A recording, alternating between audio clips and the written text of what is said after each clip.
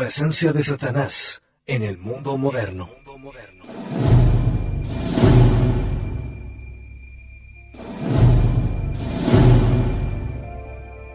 La realidad cruda de los demonios que andan dispersos por el mundo para la perdición de las almas. Presencia de Satanás en el mundo moderno.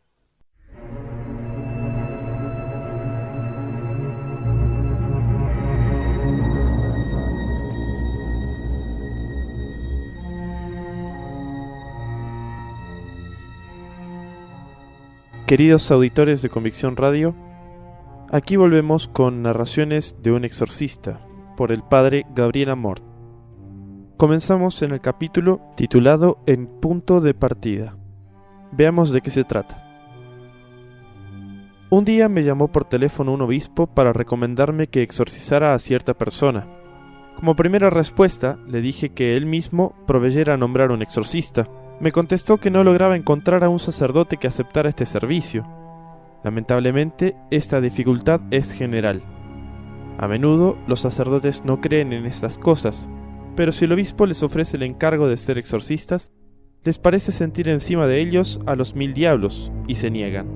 Muchas veces he escrito que le molesta mucho más al demonio que la gente se confiese, es decir, arrojar de las almas al demonio mismo, que el que haya exorcismos, que es arrojarlo de los cuerpos. Y mucho más le da rabia al demonio si se predica, porque la fe nace de la palabra de Dios. Por eso un sacerdote que tiene el valor de predicar y confesar no debería tener ningún temor al ejercicio del exorcismo. Leon Bloy escribió palabras muy duras contra los sacerdotes que se niegan a realizar exorcismos. Las tomo de El Diablo, de Balducci.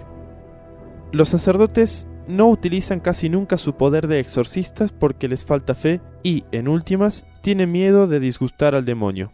También esto es verdadero. Muchos temen represalias y olvidan que el demonio hace ya todo el mal que el Señor le permite. Con él no existen pactos de no agresión. Y continúa el autor, si los sacerdotes han perdido la fe hasta el punto de no creer ya en su poder de exorcistas y de no hacer uso del mismo, es una terrible desgracia, una atroz prevaricación, en consecuencia de lo cual queda irreparablemente abandonadas a los peores enemigos las pretendidas histéricas de que están abarrotados los hospitales. Palabras fuertes pero verdaderas. Es una traición directa al mandato de Cristo. Vuelvo a la llamada del obispo. Le dije con franqueza que si no encontraba sacerdotes, estaba obligado a proveer él personalmente. Oí que me respondía con cándida ingenuidad. ¿Yo? No sabría por dónde empezar. Lo rebatí con la frase que me dijo el padre Cándido cuando me tocó comenzar a mí mismo. Comience leyendo las instrucciones del ritual y recite sobre el solicitante las preces prescritas. Este es el punto de partida. El ritual de los exorcismos comienza presentando 21 normas que debe observar el exorcista. No importa que estas normas hayan sido escritas en 1614, son directrices llenas de sabiduría que podrán completarse ulteriormente, pero que todavía tienen plena vigencia. Después de haber puesto en guardia al exorcista para que no crea fácilmente en la presencia del demonio en la persona que se presenta, proporciona una serie de normas prácticas ya para reconocer si se trata de un caso de verdadera posesión, ya respecto al comportamiento que debe observar el exorcista. Pero el desconcierto del obispo, no sabría por dónde empezar, es justificado. No se improvisan exorcistas. Asignar tal encargo a un sacerdote es algo así como poner en manos de una persona un tratado de cirugía y luego pretender que vaya a realizar cirugías. Tantas cosas, demasiadas cosas, no se leen en los textos, sino que se aprenden solamente con la práctica. Por eso pensé en poner por escrito mis experiencias dirigidas por la gran experiencia del padre Cándido, con la certeza de que lograré muy poco. Una cosa es leer, otra es ver. Pero escribo también cosas que no se encuentran en ningún otro libro. En realidad el punto de partida es otro. Cuando se presenta o es presentada por familiares o amigos una persona para ser exorcizada, se comienza con un interrogatorio cuyo objetivo es darse cuenta si hay motivos razonables para proceder al exorcismo, única forma de conseguir un diagnóstico, o si tales motivos no existen. Por esto se comienza estudiando los síntomas que la persona o los familiares denuncian y sus posibles causas. Se comienza con los males físicos. Los dos puntos más frecuentemente afectados son la cabeza y el estómago, en caso de influencias maléficas. Además de los males de la cabeza, agudos y refractarios a los calmantes, puede haber, especialmente en los jóvenes, un súbito bloqueo frente al estudio. Muchachos inteligentes que nunca habían tenido dificultades en la escuela, de repente ya no logran estudiar y la memoria se les reduce a cero. El ritual presenta, como signos sospechosos, las manifestaciones más vistosas: hablar corrientemente lenguas desconocidas o comprenderlas cuando son habladas por otros, conocer cosas lejanas y ocultas, demostrar una fuerza muscular sobrehumana. Como ya dije, he encontrado fenómenos de este tipo solo durante las bendiciones, siempre llamo así a los exorcismos, no antes. A menudo son denunciados comportamientos extraños o violentos. Un síntoma típico es la aversión a lo sagrado, personas que de repente dejan de orar cuando antes lo hacían, que no vuelven a pisar una iglesia con sentimientos de rabia, que frecuentemente blasfeman y actúan con violencia contra las imágenes sagradas. Casi siempre aparecen simultáneamente comportamientos asociales y rabiosos contra los familiares o los lugares que frecuentan. También se presentan cosas extrañas de diverso tipo. Es inútil decir que cuando uno se adentra en el exorcismo, ya ha hecho todos los exámenes y los tratamientos médicos posibles. Las excepciones son rarísimas. Por eso el exorcista no tiene dificultad para obtener el parecer del médico, los tratamientos hechos, los resultados obtenidos. El otro punto atacado con frecuencia es la boca del estómago, exactamente debajo del esternón. También allí pueden sentirse dolores punzantes y rebeldes a los tratamientos. Una característica típica de causas maléficas se da cuando el mal suele trasladarse a todo el estómago, a los intestinos, a los riñones, a los ovarios, sin que los médicos comprendan sus causas y sin que se logre mejoría con los remedios.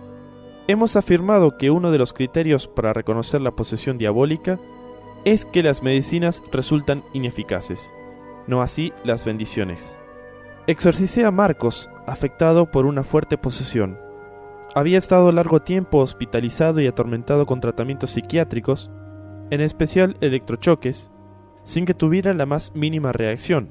Cuando le ordenaron el tratamiento del sueño, le suministraron para unas semanas somníferos que habrían dormido a un elefante. Él no durmió nunca, ni de noche ni de día.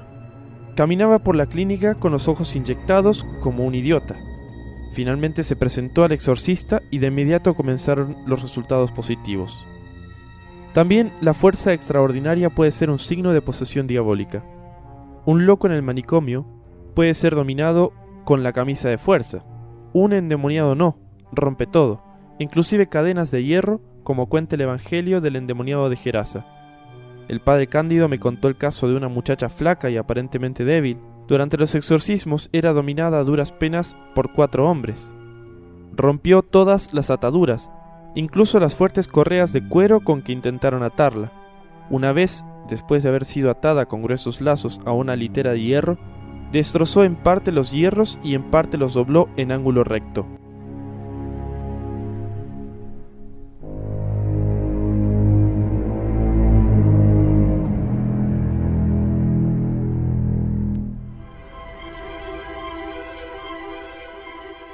Muchas veces el paciente, o también los demás si es afectada una familia, siente rumores extraños, pasos en el corredor, puertas que se abren y se cierran, objetos que desaparecen y después aparecen en los lugares más inesperados, golpes en las paredes o en los muebles. Siempre pregunto, tratando de averiguar las causas, desde cuándo comenzaron los trastornos, si pueden relacionarse con un hecho concreto, si el interesado ha frecuentado sesiones espiritistas, si ha ido a ver cartomantes o magos y, en caso positivo, cómo sucedieron las cosas. Es posible que, por sugerencia de algún conocedor, hayan sido abiertas las almohadas o el colchón del interesado y se hayan encontrado los objetos más extraños: hilos coloreados, mechones de cabellos, trenzas, astillas de madera o de hierro, coronas o cintas atadas en forma estrechísima, muñecos, figuras de animales, grumos de sangre, piedras. Son frutos seguros de hechicerías. Si los resultados del interrogatorio son tales que hagan sospechar la intervención de una causa maléfica, se procede al exorcismo. Presento algunos casos. Naturalmente, en todos los episodios que reporto, modifico los nombres y algún otro elemento que pudiera facilitar el reconocimiento de las personas. Vino a verme la señora Marta para algunas bendiciones, acompañada de su esposo. Venían de lejos y con no poco sacrificio. Desde muchos años atrás, Marta estaba en manos de neurólogos sin ningún éxito. Después de algunas preguntas, vi que podía proceder al exorcismo, aunque ya había sido exorcizada por otros, pero sin fruto. Al comienzo cayó en tierra y parecía privada del conocimiento. Mientras yo hacía las oraciones introductorias, cada momento se lamentaba: quiero un verdadero exorcismo, no estas cosas. Al comienzo del primer exorcismo, que comienza con las palabras exorcizo te, se calmó satisfecha. Estas palabras indudablemente le habían quedado grabadas de los exorcismos precedentes. Luego comenzó a lamentarse de que yo le estaba haciendo daño a los ojos, actitudes todas que no se dan en los posesos. Cuando volvió las siguientes veces, no sabía decirme si mi exorcismo le había producido algún efecto o no. Para mayor seguridad, antes de licenciarla definitivamente, la acompañé una vez a visitar al padre Cándido. Después de haberle puesto la mano en la cabeza, me dijo de inmediato que allí no entraba el demonio. Era un caso para psiquiatras, no para exorcistas. Pierluigi, de 14 años, parecía demasiado grande y fornido para su edad. No podía estudiar, era la desesperación de sus maestros y compañeros, con ninguno de los cuales lograba estar de acuerdo. Pero no era violento. Tenía una peculiaridad. Cuando se sentaba en tierra con las piernas cruzadas, él decía que estaba haciendo el indio, ninguna fuerza lograba levantarlo, como si se hubiera vuelto de plomo. Después de varios tratamientos médicos sin resultados, fue llevado al padre Cándido, el cual comenzó a exorcizarlo y encontró una verdadera posesión. Otra peculiaridad suya: no era peleador, pero con él la gente se ponía nerviosa, gritaba, no dominaba sus propios nervios. Un día se había sentado con las piernas cruzadas en el descanso de las escaleras en el tercer piso. Los demás inquilinos subían y bajaban por las escaleras, le decían que se quitara de allí, pero él no se movía. En un determinado momento, todos los inquilinos del edificio se encontraban en las gradas, en los diversos pasillos, y gritaban y vociferaban contra Pierluigi. Alguien llamó a la policía. Los padres del muchacho llamaron al padre Cándido, quien llegó casi al mismo tiempo que la policía y se había puesto a charlar con el muchacho para convencerlo de que entrara en casa. Pero los policías, 3 jóvenes fuertes, le dijeron: «Aléjese, reverendo, estas son cosas para nosotros». Cuando intentaron mover a Pierluigi, no lo pudieron mover 1 milímetro. Confusos y bañados en sudor, no sabían qué hacer. Entonces el padre Cándido les dijo: «Hagan entrar a cada uno en su apartamento». Y al instante hubo completo silencio. Luego añadió: «Ustedes bajen un tramo de las escaleras y estén atentos». Le obedecieron. Finalmente dijo a Pierluigi: «Tú eres bien débil. Sin decir una sola palabra has tenido en vilo a todos. Ahora, entra conmigo a casa». Lo tomó de la mano y él se levantó y lo siguió muy contento a donde le esperaban sus padres. Con los exorcismos, Pierluigi tuvo una buena mejoría, pero no la total liberación. Uno de los casos más difíciles que recuerdo es el de un hombre por un tiempo muy conocido, que por muchos años fue bendecido por el padre Cándido. También yo fui a bendecirlo a su casa, de donde no podía moverse. Le hice el exorcismo, no dijo nada, tenía un demonio mudo, y no noté la más mínima reacción. Cuando me fui tuvo una violenta reacción. Siempre sucedía así. Era anciano y fue totalmente liberado apenas a tiempo para terminar serenamente sus últimas semanas de vida. Una madre estaba angustiada por las extrañezas que notaba en su hijito. En ciertos momentos resultaba con rabietas de loco, blasfemaba y luego, cuando se calmaba, no recordaba nada de este comportamiento suyo. No oraba y nunca habría aceptado recibir la bendición de un sacerdote. Un día, mientras estaba en el trabajo, y ya que como de costumbre había salido vestido con su overol de mecánico, la madre bendijo su ropa con la oración apropiada del ritual. Al regresar del trabajo, el hijo se quitó el overol de mecánico y se puso su ropa sin sospechar nada. A los pocos segundos se quitó furioso la ropa casi rompiéndola y se puso nuevamente la ropa de trabajo sin decir nada. No fue posible que volviera a utilizar la ropa bendecida, que desde entonces distinguió muy bien de las demás de su guardarropa, que no había sido bendecida. Este hecho demostraba de sobra la necesidad de exorcizar a aquel jovencito. 2 jóvenes hermanos recurrieron a mis bendiciones angustiados por los malestares de salud y por extraños ruidos en casa, que les molestaban sobre todo a determinadas horas de la noche. Al bendecirlos, noté leves negatividades y les di los consejos oportunos acerca de la frecuencia de los sacramentos, la oración intensa, el uso de los 3 sacramentales, y los invité a regresar. Del interrogatorio resultó que esos inconvenientes habían comenzado desde cuando sus padres habían decidido tomar a su cargo al abuelo, que había quedado solo. Era un hombre que blasfemaba continuamente, imprecaba y maldecía a todos y a todo. El llorado padre Tomaselli decía que quizás basta un blasfemador en casa para arruinar a toda una familia con presencias diabólicas. Este caso era una prueba de ello.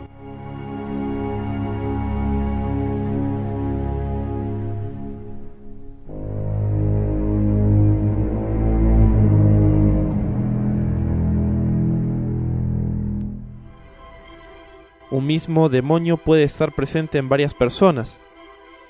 La niña se llamaba Pina. El demonio había anunciado que a la noche siguiente se iría.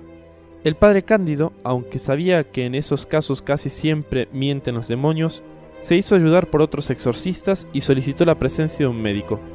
A veces, para tener bien sujeta a la endemoniada, la recostaban en un largo tablón.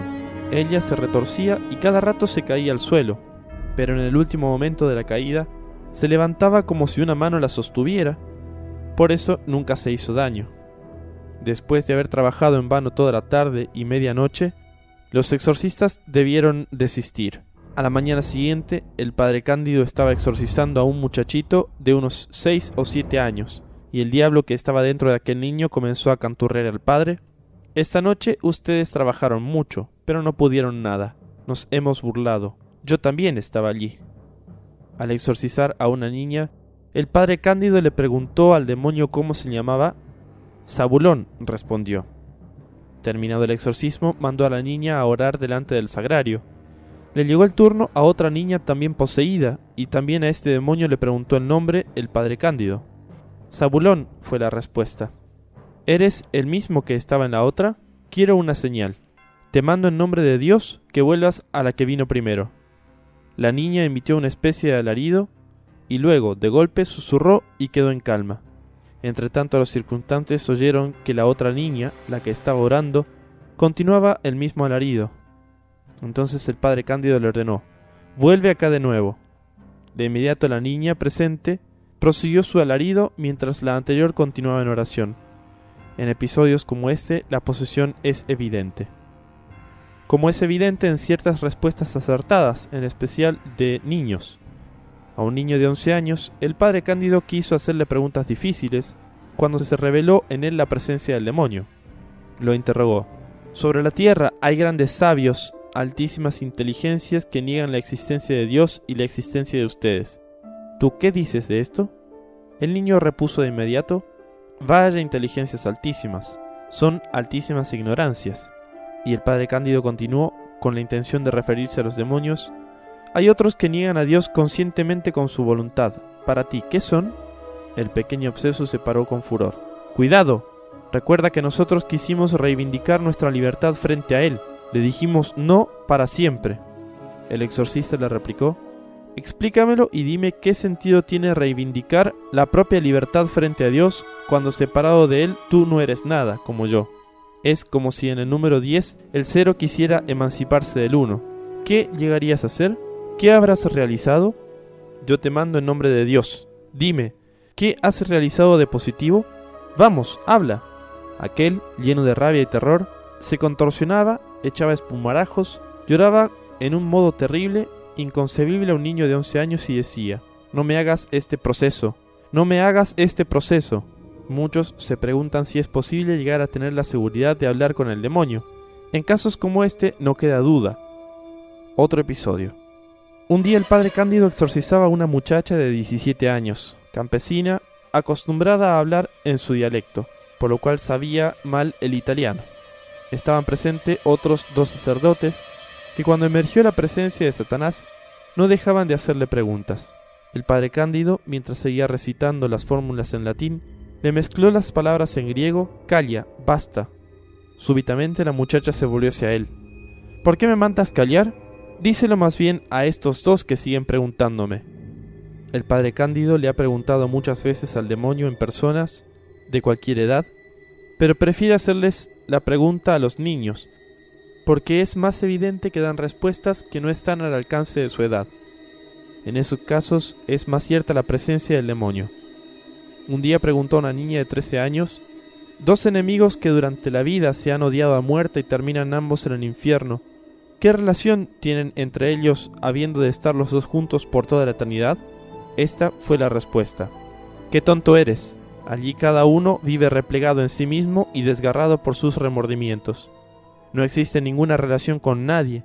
Cada cual se encuentra en la soledad más absoluta, llorando desesperadamente el mal que ha hecho.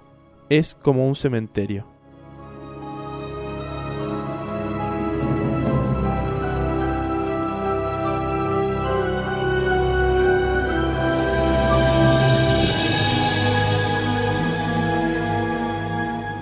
Hasta aquí, queridos auditores, este capítulo más bien práctico, donde el padre relata varios episodios de exorcismos. La próxima vez veremos el primer procedimiento de un exorcismo, que son las bendiciones. Hasta la próxima vez.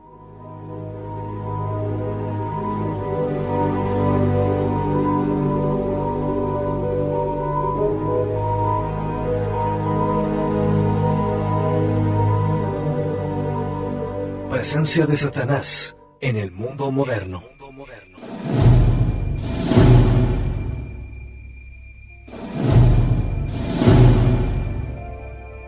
La realidad cruda de los demonios que andan dispersos por el mundo para la perdición de las almas. Presencia de Satanás en el mundo moderno.